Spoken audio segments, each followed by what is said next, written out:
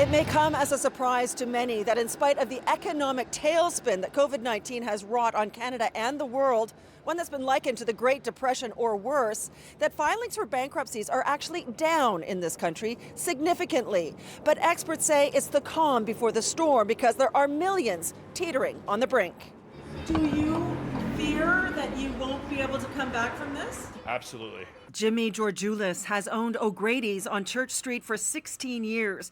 After having to close for 3 weeks and lay off all 30 members of his staff, he has reopened for delivery and takeout, but he's very concerned that he will never rebound. How much on the edge are you right now financially? Very much so on the edge. We missed St. Patrick's Day. We're an Irish pub, so we had to close down the day before St. Patrick's Day, and we missed our weekends and our patio business, and it's been absolutely a nightmare. Are you really stressed? Extremely stressed. Georgioulis is not alone. Surveys by Dart Insight and Communications show that at the beginning of April, 4% of Canadians said they were on the verge of bankruptcy. A month later, that jumped to 10%, with another 30% described as very precarious. And yet bankruptcies are down. Some insiders estimate by as much as 50% over last year.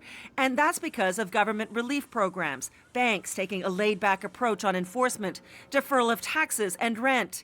It's allowing many to hang on by their fingernails, experts say, but it won't last forever. And come fall, the dam will likely burst and insolvencies skyrocket. They will go way up in September and October. We'll be in a position where, at least the debtors will be in a position where they actually have to start paying. And the landlords will be insisting on their rent. There won't be a rent subsidy. That's where now I think things will come crashing down. The Canadian Federation of Independent Business says the pandemic has been devastating for Canada's 1.1 million small and medium-sized businesses. Those who have managed to weather the storm so far are facing uncertainty going forward with social distancing rules in place. Will there be customers, and if so, how many? We can fully expect that when businesses are permitted to reopen, there are likely to be a lot fewer of them because businesses will not have made it across the finish line.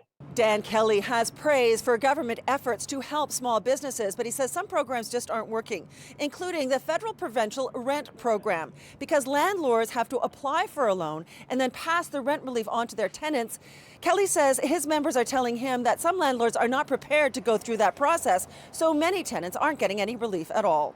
On Queen Street, I'm Pam Seatle, City News.